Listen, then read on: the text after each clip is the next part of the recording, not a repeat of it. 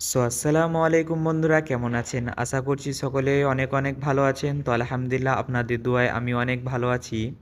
তো অনেক দিন হয়ে গেছে যে আমি কোনো ভিডিও বানাই না। अच्छा। তো আজকে ছুটির দিন, তো ভাবলাম যে একটা ভিডিও বানিয়ে ফেসবুকে আপলোড করি।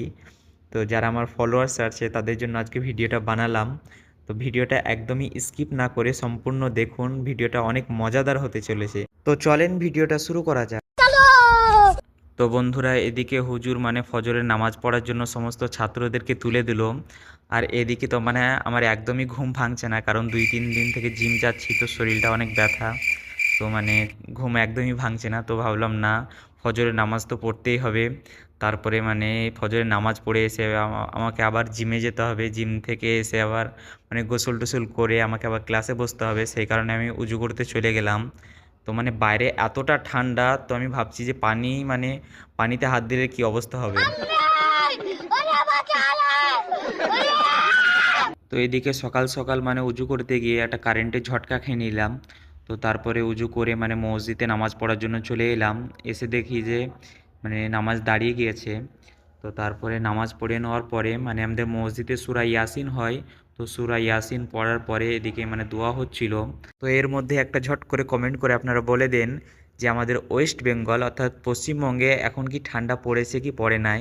অর্থাৎ আমরা ইউপিতে আছি, ইউপিতে তো একদমই ঠান্ডা পড়ে গিয়েছে। তারপরে এদিকে আমি নামাজ পড়ে চলে আসলাম। তো তারপরে এদিকে নামাজ পড়ে আসার পরে আমার থার্ডটা রেডিই ছিল, अच्छा।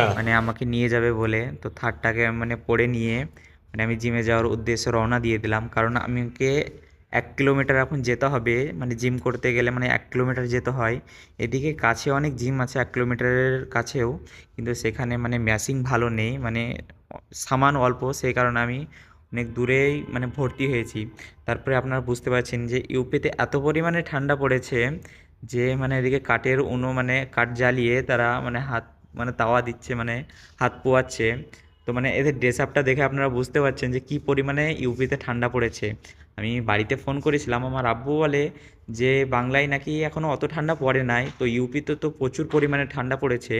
আর ইউপির একটা গুণ যে তাড়াতাড়ি ঠান্ডা পড়ে এবং অনেক দেড় পর্যন্তও থাকে। আমাদের বাংলায় যখন ঠান্ডা শেষ হয়ে যায় তারপরেও ইউপিতে অনেক ঠান্ডা থাকে।